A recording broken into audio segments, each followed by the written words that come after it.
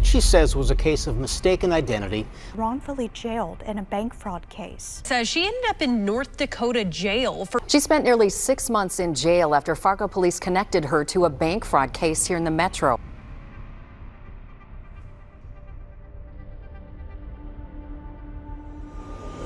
On July 14, 2025, a team of U.S. Marshals surrounded a mobile home in Elizabethton, Tennessee. They drew their weapons and arrested a 50-year-old grandmother named Angela Lips while she was babysitting 4 young children. The kids watched the whole thing happen. Lips had no idea why she was being taken. She'd never been arrested before, never had a gun pointed at her.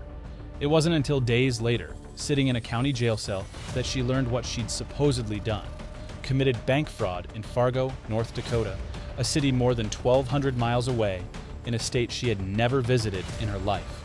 The police had fed surveillance footage into an AI facial recognition system, and it flagged her as a match. A detective looked at her driver's license photo and her social media, agreed with the machine, and got a warrant. Nobody called her. Nobody checked if she'd ever been to North Dakota. Nobody asked a single question. Says that she spent nearly 6 months in jail. She would spend the next 5 months in jail. The software that flagged Angela Lips is called Clearview AI. It's a facial recognition system built on a database of billions of photographs scraped from the internet, which includes social media platforms, news sites, and anywhere else a human face might appear online.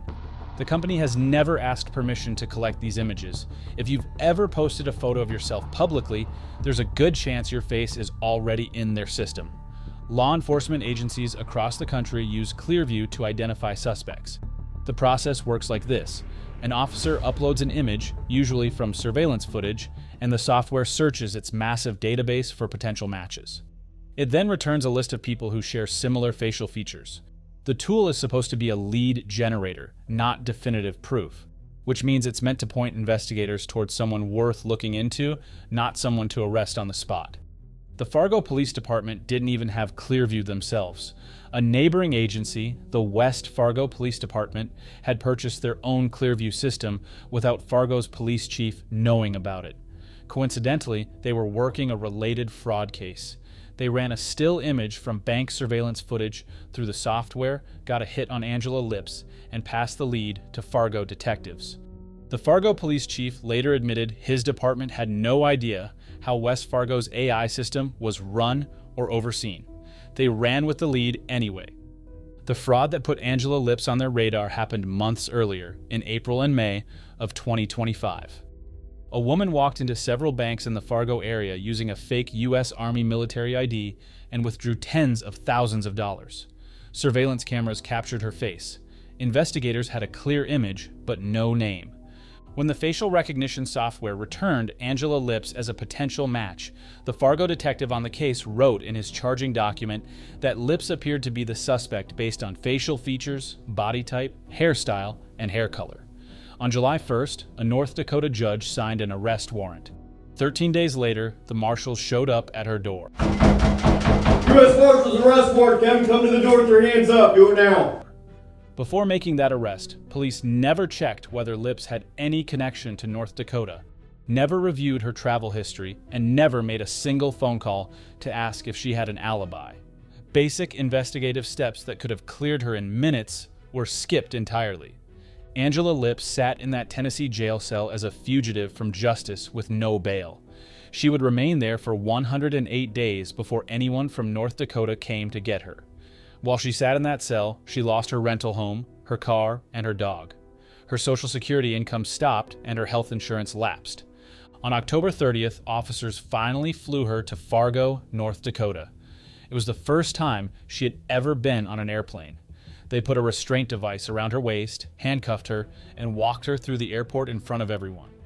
She spent another 35 days in the Cass County Jail. It wasn't until December 19th, more than 5 months after her arrest, that police sat down with Angela Lips for the first time. Her North Dakota lawyer, Jay Greenwood, had done something the detectives never bothered to do. He pulled her bank records. Those records showed that at the exact times police claimed she was committing fraud in Fargo, Angela Lips was 1,200 miles away in Tennessee. She was depositing Social Security checks, buying cigarettes at a gas station, ordering pizza, and using Cash App for Uber Eats. The timestamps lined up perfectly. The meeting with detectives lasted 5 minutes. That's how long it took for the entire case to collapse. 5 days later, on Christmas Eve, the charges were dropped, and Angela Lipps was released. She had no money, no phone, and no way to get home. The Fargo Police Department did nothing to help her. Local defense attorneys gave her cash for a hotel room and food on Christmas Eve and Christmas Day. A nonprofit founder named Adam Martin drove her to Chicago, and from there, she made it back to Tennessee. 5 months in a cell cost Angela Lipps nearly everything she had. She missed Halloween with her grandchildren, missed her 50th birthday, and missed Thanksgiving. In a GoFundMe post, Lipps wrote that she gained 65 pounds from fluid retention and poor diet while incarcerated. She doesn't sleep through the night anymore. She's up every hour, thinking and praying, grateful she's no longer locked up, but terrified it could happen again. When asked why his department never issued an apology, Fargo Police Chief Dave Zabolski said they still don't know who was involved in the fraud scheme. Despite the bank records proving she was in Tennessee, Angela Lipps has not been formally eliminated as a suspect. The charges were dismissed without prejudice, which means prosecutors could theoretically refile them at any time. Zabolski acknowledged that his department made errors and announced they would no longer use information from West Fargo's AI system. His last day as police chief was March 27, 2026. He had announced his retirement earlier that month, right as this story went national. Angela Lipps is not the first person this has happened to, and her lawyers believe her 5-month detention is the longest AI-related wrongful jailing in U.S. history so far. A Washington Post investigation documented at least 8 other Americans wrongfully arrested after police found a facial recognition match. In every case, investigators skipped basic steps like checking alibis before making an arrest. In one case out of Detroit, a man named Robert Williams was taken into custody in front of his family in 2020 for a theft he didn't commit. In another, a woman named Portia Woodruff was arrested while 8 months pregnant in 2023 for a carjacking. She spent hours in a holding cell before her cell phone records proved she didn't commit the crime and was nowhere near the scene. The companies that build these systems warn that facial recognition should never be used as the sole basis for identification. Police departments ignore that warning constantly.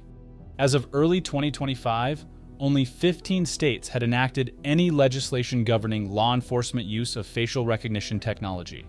North Dakota wasn't one of them. There are no federal regulations and no national standards for when or how this technology should be deployed. Clearview AI has faced lawsuits and regulatory action over its practices. The ACLU sued them, and a settlement now prohibits the company from selling access to most private businesses. But law enforcement agencies continue using it freely. Immigration and Customs Enforcement signed contracts worth at least $3.6 million with Clearview, originally for tracking undocumented immigrants, but since expanded to broader domestic surveillance. Angela Lipps is back in Tennessee now, staying with neighbors in her trailer park while she tries to rebuild. A GoFundMe campaign has raised over $70,000 to help her start over. She says she'll never go back to North Dakota. In her own words, "I am not the same woman I was. I don't think I ever will be."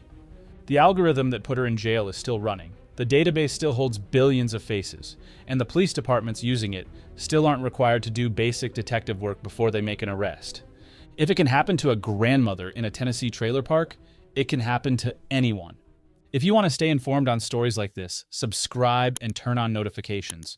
Drop a comment below with your thoughts on AI in law enforcement. We'll see you in the next one.